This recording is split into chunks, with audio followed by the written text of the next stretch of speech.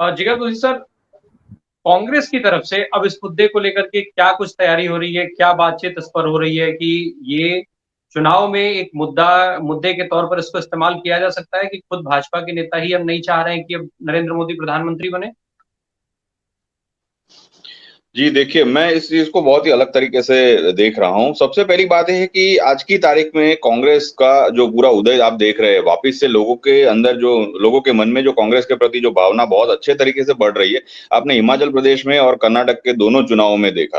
अब मुझे ये लगता है कि आज की तारीख में भाजपा का सारा मंत्रिमंडल और इंक्लूडिंग मोदी जी भी, अब देखिए हर एक तकरीबन 3-4 उनके जो मिनिस्टर है वो ट्रोल मिनिस्टर आज की तारीख में बने हुए। उनके पास उनके पोर्टफोलियो के अलावा बाकी और कोई काम नहीं है, और पोर्टफोलियो को छोड़कर बाकी और कोई काम नहीं है, मैं ये कहना चाह रहा हूँ। और पोर्टफोलियो को छोड़कर वो सिर्फ और सिर्फ राहुल गांधी जी को अनाप शनाप बोलने में पूरा दिन लगे रहते हैं। कि आज इवन आप अनुराग ठाकुर जी का एक वक्तव्य देख लीजिए जो सुबह में आया है कि राहुल जी वहां पर एमपी में नहीं जाकर अपनी बहन को क्यों भेज रहे हैं। अरे भाई, अब आपको ये क्या लेना देना हम किसको भेज रहे हैं नहीं भेज रहे। पार्टी की तरफ से जो कोई व्यक्ति जा रहा है वो जा रहा है, आप अपनी हार जीत की चिंता कीजिए। कांग्रेस जीतने वाली है वो बिल्कुल साफ बात है, और ये जो सारी बात है वो दिख रही है, साफ साफ दिख रही है जो बीजेपी की हताशा है। और मुझे लग रहा है कि अमित शाह जी ने जो बयान दिया वो बिल्कुल हताशा में दिया है। शायद उनके मंसूबे कुछ और भी हो, शायद उन्हें ये भी लग रहा हो कि अब तो अगर मोदी जी भी पीएम नहीं बनेंगे, योगी जी का भी नाम नहीं है, कहीं मैं भी रह गया तो बाकी बचेगा कौन। तो ये जो इंटरनल शायद उनके अंदर जो चलता होगा, कोई भी जो महत्वाकांक्षा की बात है उसमें भी शायद कुछ हो सकता है, हम नहीं जानते कि वो क्या बात है। पर एक बात बिल्कुल स्पष्ट है कि आज की तारीख में कांग्रेस की जितनी भी रणनीति है या कांग्रेस जिस तरीके से लोगों से कनेक्ट कर रही है, उसकी वजह से भाजपा के सारे कार्यकर्ता आप गिन लीजिए या नेता गिन लीजिए, उनमें हड़कंप मचा हुआ है, उसमें कोई दो राय नहीं है। और उसके सादे सीधे उदाहरण हम आपको रोज हमको देखने को मिलते हैं, चाहे सोशल मीडिया हो या न्यूज डिबेट जो होते हैं, गोदी मीडिया हम जिसे बोलते हैं, वहां पर भी। और ये सारी चीजों की वजह से अब मजे की बात और अच्छी बात जो मैं सोच रहा हूँ या देख रहा हूँ वो ये हो रही है कि अब लोगों को ये समझ आ रहा है कि आज की तारीख में पिछले 9 वर्षों से हमें जो गोल घुमाने का काम किया जा रहा है, जो बड़े-बड़े वायदे किए जा रहे हैं, जो पूरे नहीं हुए ये सरकार के द्वारा, वो अब सब एक्सपोज हो रहा है। बृजभूषण सिंह का जो दाखला है वो आप देख लीजिए, उसके उनके लिए आज की तारीख में कोई महिलाओं ने और भाजपा के कार्यकर्ताओं ने कैसी बात बोली, अगर हम वो यहाँ पे डिस्कस भी नहीं कर सकते कि वो उनके ही कार्यकर्ता में महिला और पुरुष ऐसा बोल रहे हैं कि ये जो महिला खिलाड़ी है वो इतनी सुंदर नहीं है जितनी सुंदर मैं हूँ। अब ये कौन सा स्तर है, ये कार्यकर्ताओं की बुद्धि का कौन सा स्तर है वो समझ नहीं आ रहा है। वो कैसे लोगों को शासन में देखना चाहते हैं वो अब लोगों को समझ आ रहा है, मैं ये मानकर चल रहा हूँ। और आम जनता जो है वो साफ साफ समझ रही है कि भाजपा पार्टी के अंदर चाहे अमित शाह जी ने जो भी बयान दिया हो उसमें वो तमिलियन संस्कृति का, तमिलों का भी अपमान कर रहे हैं। क्योंकि इसकी साफ साफ अगर आप पृष्ठभूमि देखें तो वो क्या ये कहने की कोशिश कर रहे हैं कि हमने आपका जो प्रतीक है सेंगोल उसको यहाँ पर स्थान दे दिया संसद भवन में, तो आप हमको सारी की सारी सीट्स लाकर दे दो। ये क्या कोई सौदेबाजी थोड़ी है, ये अस्मिता की सौदेबाजी जो करने की कोशिश कर रही है भाजपा, मेरे ख्याल से वो औंधे मुंह गिरेगी। और तमिलनाडु में भी उनकी कोई सीट नहीं आएगी, और तमिलनाडु में कांग्रेस को सीट मिलेगी इस बार लोकसभा में, ये भी मैं मानकर चल रहा हूँ। तो ये जो सारी रणनीति की बातें हैं या स्वघोषित विश्वगुरु या स्वघोषित चाणक्य, ये जो सारी बातें मेरे ख्याल से 2024 में बिल्कुल औंधे मुंह गिरने वाली है और बहुत सारे समीकरण बदल जाएंगे। कांग्रेस लेड जो विपक्ष है पूरा पूरा, उसकी जो बात चल रही है, मेरे ख्याल से वो सारी बातें आपको आने वाले समय में जरूर देखने को मिलेगी। कांग्रेस की जो अलग अलग रणनीति है वो भी बहुत स्पष्ट तरीके से देखने को मिलेगी। राहुल गांधी जी की जो लीडरशिप है, जिस लीडरशिप को लेकर वो चल रहे हैं भारत में और विदेश में, जिस तरीके से वो सारी बात रख रहे हैं लोगों के सामने, उसको जिस तरीके से आवकार मिल रहा है, लोग जो उस बात की सराहना कर रहे हैं, उसका भी एक प्रत्यक्ष प्रमाण हमको आज की तारीख में देखने को मिल रहा है। आप कोई भी सर्वे उठाकर देख लीजिए, जो सर्वे आरएसएस के मुखपत्र में छपा ऑर्गेनाइजर में, आपने उसका भी देखा होगा 4-5 दिन पहले, कि जहां पर उन्होंने भी ये आशंका व्यक्त की है कि अब सिर्फ मोदी जी के फेस पर और हिंदुत्व के नाम पर हम लोग 2024 में नहीं जीत सकते, इतना पर्याप्त नहीं है। तो आप सोच सकते हैं कि उनके वहां क्या खलबली मची हुई है। नड्डा जी भी जब उनके राष्ट्रीय अध्यक्ष अलग अलग जगह पे सभाएं करते हैं, कांग्रेस को बुरा भला बोलते हैं, और उसी के बाद उनके जो भी मंत्री होते या उनके जो कार्यकर्ता होते दिल्ली के, वो जब बीमार होते तो नेहरू जी की बनाई हुई एम्स में ही जाते हैं। कितने सारे उदाहरण है जो मैं बता नहीं सकता। आंकड़ों के लिहाज से अगर देखें तो बीजेपी को आज की तारीख में बोलने के लिए कुछ भी नहीं है, और सारे आंकड़े, सारी जो सच्चाई है वो कांग्रेस की फेवर में। अब ये सारी बातों को अगर हम जोड़ ले तो मैं ये मानकर चल रहा हूँ कि चाहे अमित शाह जी हो या उनके कोई भी नेता हो, वो अब ये बिल्कुल भली-भांति डर महसूस कर रहे हैं। मणिपुर में जिस तरीके से जो आज की तारीख में हालात बने हुए हैं, वो बिल्कुल विफल है उसको कंट्रोल करने में। अभी जो रेल हादसा हुआ, वो कितना बड़ा ब्लंडर हुआ, कितने लोगों की जान गई, ये सारी बातें लोग समझ रहे हैं। और मेरे ख्याल से ये सारी बातों को लेकर पब्लिक में एक परसेप्शन ज़रूर है कि सिर्फ़ और सिर्फ़ चुनावी वायदों से जो पार्टी सत्ता में आ गई है, अब उसको उखाड़ फेंकने का वक़्त आ चुका है। और यही हम आपको 2024 में करके दिखाएँगे। ये कांग्रेस पार्टी ने एक ठान लिया है और मेरे ख्याल से यही हम देखेंगे आने वाले समय में कि क्या होने वाला है और कैसे आने वाले समय में राजस्थान, छत्तीसगढ़, मध्य प्रदेश और उसके बाद तेलंगाना, उसमें भी कांग्रेस सरकार बनने जा रही है। अब अगर ये सारे इक्वेशन को मिला ले तो ये बात साफ स्पष्ट है कि अमित शाह जी का जो बयान है, वो बयान सिर्फ और सिर्फ एक चुनावी जो एक साठगांठ या तड़जोड़ की बात है, लोगों को मैनिपुलेट करने की बात है, उसी तर्ज में जा रहा है। और शायद कहीं वो ये समझ रहे हैं कि अब ऐसा करके भी शायद कुछ वोट मिल जाए, तो गनीमत है।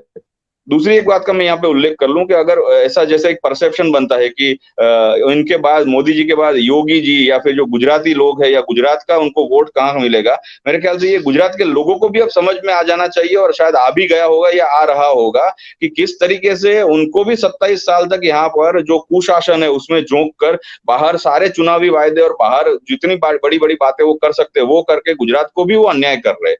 ये सारी बातें अब सामने आ रही है। तो मुझे लग रहा है कि अब मेरे ख्याल से उनके पास 2-4 जो राज्य है उसमें थोड़ी बहुत सीट्स के अलावा कुछ बचेगा नहीं 2024 में और 2024 का जो चुनाव है वो बिल्कुल ऐतिहासिक और एक अलग तरीके का साबित होगा और नए संसद भवन में राहुल गांधी जी कांग्रेस पार्टी और यूपीए शासन होगा। ये मेरी बात बिल्कुल स्पष्ट है, इसको मैं मानकर चल रहा हूँ आज की तारीख में, ये आप ज़रूर लिख लीजिए। और आपके दर्शकों को भी मैं ये नम्र निवेदन करता हूँ कि सारे आंकड़े देखिए, कांग्रेस के शासन में किए हुए काम देखिए और उसको आप अपने हिसाब से अपनी ज्ञान बुद्धि क्षमता से उसको जज करिए। उसके बाद देखिए कि असली शासन, अच्छा शासन किसने दिया। मेरे ख्याल से उनको सिर्फ जुमलेबाजी करने वाले लोग और काम करने वाले लोगों में फ़र्क बिल्कुल समझ में आ जाएगा। ये मैं ज़रूर कहना चाहता हूँ। जी। जिगर जोशी सर, चूंकि हम लोग का समय समाप्त हो रहा है, संक्षेप में जवाब। अमित शाह ने केवल यही ऐलान नहीं किया है, उन्होंने यूपीए सरकार के 10 साल के कार्यकाल पे भी सवाल उठाया है। उन्होंने ये बात कही कि 12 लाख करोड़ रुपए के घोटाले हुए हैं उस दौरान और इसके साथ-साथ पाकिस्तान के साथ घुसपैठ को भी उन्होंने जोड़ दिया है कि वहाँ से वो कुछ बताया था उन्होंने टर्म आलिया, मालिया और जमालिया उन्होंने ये वर्ड इस्तेमाल किया है कि आलिया, मालिया और जमालिया वहाँ से आते थे, बम ब्लास्ट कर देते थे और ये सारी चीज़ें होती थी। तो सर ये जो स्थितियाँ हैं वो अब आप 10 साल सरकार उस समय यूपीए ने इतना घोटाला कर लिया, फिर आप समय माँग रहे हैं सत्ता में आने के लिए, तो ये फिर ये कैसे चल पाएगा? भाजपा पे कोई आरोप नहीं है घोटाले का, किसी तरीके घोटाला मोदी राज में नहीं हुआ। देखिए, ये मुझे लगता है कि उनका जो भी वक्तव्य या जो शब्द उन्होंने इस्तेमाल किए, वो सब कुछ उनकी हताशा दिखाता है। ये मैं साफ-साफ बोल सकता हूँ, कह सकता हूँ।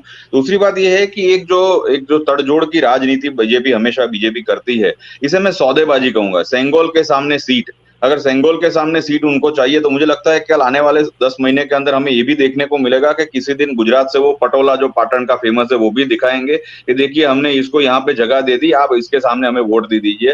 राजस्थान का ये फेमस है, महाराष्ट्र का ये फेमस है, उसको हमने संसद भवन में एक जगह दे दी, आप उसको भी हमें इसके सामने हमें वोट दे दीजिए। तो मुझे लगता है ये बिल्कुल ज़बरदस्त हताशा है क्योंकि आज की तारीख में बीजेपी में बहुत बड़ी-बड़ी गुटबाजियाँ हो रही है, वो हमें भी साफ-साफ दिख रहा है, पहली बात। दूसरी बात ये भी है कि उन्होंने जो भी वक्तव्य दिया कि इतने घोटाले हुए, आज तक कौन-सा घोटाला वो साबित कर पाए। अगर उनकी 9 साल से इतनी एक हत्थू शासन वाली सरकार है, जहाँ पर एक व्यक्ति के अलावा, एक व्यक्तिवाद के अलावा और कोई बोल नहीं सकता, एक ऐसा व्यक्ति जो ट्रेन के उद्घाटन भी खुद करते हैं, संसद का उद्घाटन भी खुद करते हैं और पूरे देश में हर जगह वो सिर्फ एक ही व्यक्ति सारे उद्घाटन करते हैं।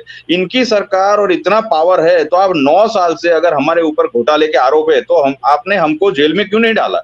सबसे बड़ा सवाल यहाँ होता है और सही बात आज की तारीख में राम प्रकाश जी ये है कि अब वो लोग ये सारी चीज समझ रहे हैं कि अगर घोटाला सही में होता तो आज हम जेल में होते, यहाँ बाहर बैठ के डिबेट नहीं कर रहे होते, ना ही हमारे बड़े नेता कोई बड़ी-बड़ी रैलियां या सभाएं कर रहे होते, ना ही राहुल जी लंदन जाते, ना अमेरिका जाते और हर जगह जाके भाषण दे रहे होते। ये नहीं होता क्योंकि अगर ये हमें चाहते तो बिल्कुल जेल में डालते अगर इनके पास सबूत होते, जबकि घोटाले कोई हुए ही नहीं है, सबसे बड़ी बात ये है।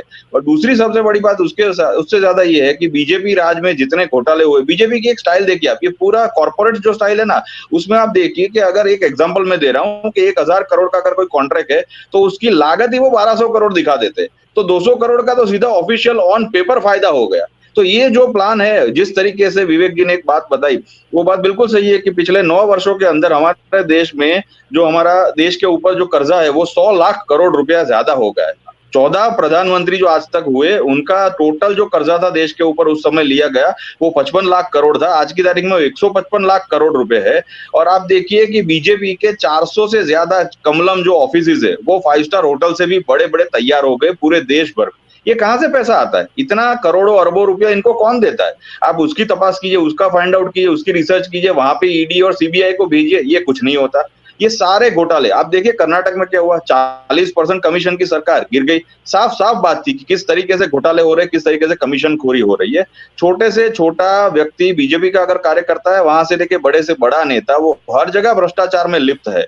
और ये मेरे ख्याल से अब जनता समझ चुकी है कि सिर्फ 37% वोट लेकर और पुलवामा के नाम पर वोट लेकर, फर्जी राष्ट्रवाद दिखाकर वोट लेकर आई हुई पार्टी और जो नेता बन के हमारे ऊपर बैठ गए हैं, उनके सामने 63% जो वोट थे वो उनके अगेंस्ट थे 2019 में भी। अब आज की तारीख में ये लोग समझ चुके हैं और वो 63% लोग और उससे भी ज्यादा लोग एकत्रित होंगे कांग्रेस की अगुवाई में, विपक्ष के साथ में। और मैं 100% दावे से कह सकता हूं कि आपके आने वाले डिबेट्स में भी मैं बहुत और सारे भी आंकड़े बताऊंगा, जिससे लोगों की आंखें खुलेगी कि सही में कांग्रेस ने अभी तक क्या क्या किया है, किस लेवल पे काम किया है। एक बात सिर्फ एक जोड़कर अपनी बात पूरी करूंगा कि जो बीजेपी का कोर एजेंडा हिंदुत्व या राम मंदिर या जिस तरीके से हिंदू मुस्लिम करते हैं, राम मंदिर के ताले खुलवाने वाले स्वर्गीय श्री राजीव गांधी जी से, पहली बात। और हिंदू मुस्लिम करने की बात वालों को भी मैं ये जवाब देना चाहूंगा कि हिमाचल प्रदेश बिल्कुल हिंदू बहुल राज्य है। वहां पे 95% से ज्यादा हिंदू रहते हैं, सारे वोट हमें मिले हैं। कर्नाटक में इतने सारे हिंदू लोगों के वोट हमें मिले हैं। तो अब हिंदू मुस्लिम की बात बिल्कुल नकार चुके हैं लोग, वो समझ चुके हैं ये सिर्फ और सिर्फ बीजेपी का धार्मिक ध्रुवीकरण है और कुछ नहीं। लोगों को सही में सहूलियत चाहिए, खास करके मिडिल क्लास लोगों को। क्योंकि आप देखिए जीएसटी के जो आंकड़े, उसमें 64% जीएसटी मिडिल क्लास और गरीब लोग भरते हैं। आप और हमारे जैसे लोग भरते हैं जो दूध दही छाछ लेने जाते हैं, तब भी 2 रुपया जीएसटी का देकर आते हैं। और वो जीएसटी के अंदर बड़ी जो इंडस्ट्रियलिस्ट है, उनका कोई इतना बड़ा योगदान नहीं है। लेकिन जब जो राइट ऑफ करनी होती है, जो लोन्स होती है, तो वो बड़ी इंडस्ट्रियलिस्ट की लोन होती है और वो सारा पैसा किसी अलग अलग तरीके से बीजेपी के चंदे में जाता है। तो ये जो नेक्सस है अब लोग समझ गए हैं, बीजेपी के जुमलों को लोग समझ गए हैं। और ये जो बीजेपी की व्यापारी नीति है कि सेंगोल के बदले सीट, वो मेरे ख्याल से अब आज की तारीख में ना तमिलनाडु में चलेगी, ना पूरे भारतवर्ष में चलेगी। और कांग्रेस की सरकार 2024 में जरूर बन के रहेगी, ये मेरा दावा।